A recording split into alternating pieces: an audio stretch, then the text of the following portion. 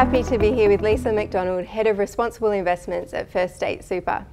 Hi Lisa, thank you for joining me today. Great to be here, Cassie. So I'd love to start by asking you a little bit about your journey. Can you perhaps tell me how you ended up here? Yeah, absolutely. So first of all, thanks for the opportunity to be part of the series with the CFA. It's very exciting. You're welcome. I love my job. I love working at a company like First State Super that takes responsible investment very seriously, and it's part of our philosophy as well. So it's exciting and it's a great opportunity that I really enjoy. If I think about how I got here, it's actually been quite organic. I didn't, start off as a young girl going, I want to save the world. I'm not I'm not a greenie. I'm not an activist. I didn't have a 5-year plan. I didn't have a career path set out. So it's been more of an organic evolution. It probably comes from my career started off in compliance. It was about doing the right thing. My passion and I guess values grew from that. I made some courageous decisions early on to sort of move away from family and friends and go to Melbourne for a career and a job, which as a single mum was quite challenging at the time. But I've been offered opportunities to do jobs that I haven't done before, and I really took those. It was hard, but I actually had the support and really learnt a lot from the people I worked with and the courage that I had to actually do that. Fantastic. Well, you've certainly had an interesting journey. So talking more about First State Super, I understand you have quite a unique philosophy. As I understand it, you're thinking very much about the decisions you make today and the impact they may have in the future. So really considering that footprint. Can you explain how your role relates to that philosophy? My role specifically has 3 pillars to it that sort of support that universal ownership concept.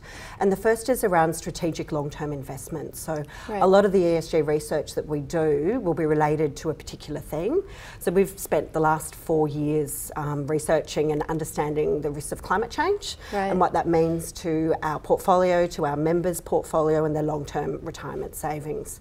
As a result of that, our infrastructure and real asset team, we've worked with them.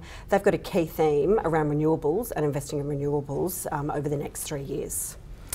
The second part is what we call active ownership. So we own companies. We have the ability to influence and use our ownership rights to ensure that they're thinking about the long-term sustainability of their company as well.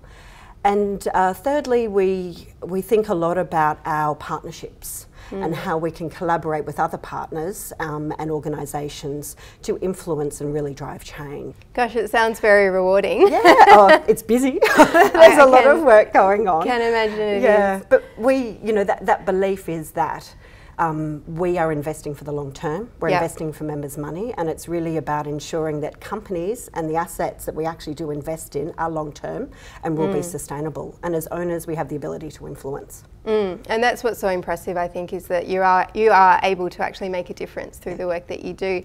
And I think, the area of responsible investing is becoming increasingly popular.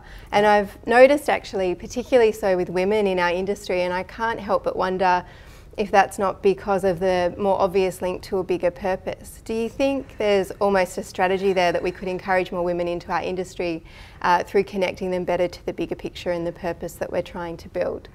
Yeah, it's interesting. I've thought a lot about this. A lot of the events or, and industry associations, when it's an ESG event, there are a lot of women in the room. And I haven't really thought about it. I mean, there's some great male responsible investment leaders out there as well.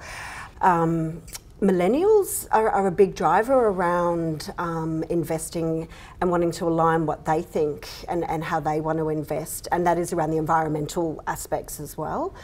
Our investment team internally the larger, broader team is a 60-40 split with 40% females. So in an investment industry, that's quite impressive. That's significant, really. I think what attracts people to ESG or responsible investment is their own passion and their own purpose and beliefs that, why wouldn't you want to invest in something that has a positive outcome or impact on society and delivers a return? But having that passion and purpose and aligning that, I think, is the key.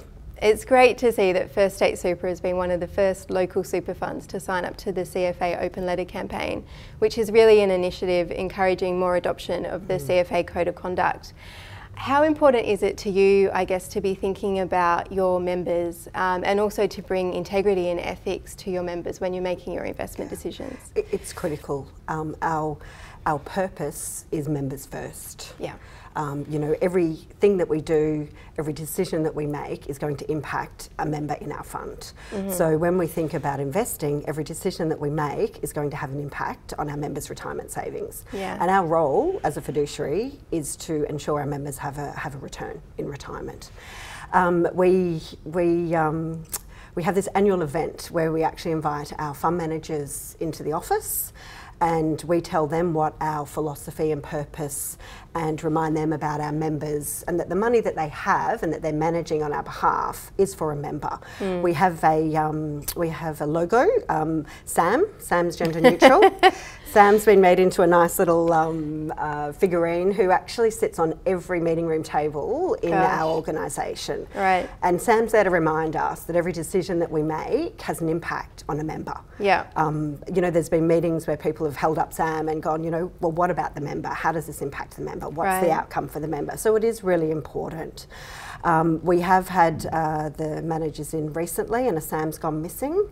So we're not quite sure if Sam's sitting on an investment manager's desk. We hope that they are, and that they're actually, you know, well aware that they're managing money for our members' retirement savings. So it is really important. I think, you know, the investment industry and the chain, there are so many agents throughout it. Yes. That to remember all of our money is outsourced to investment managers. They're investing so that our members have a retirement saving, so it's really important.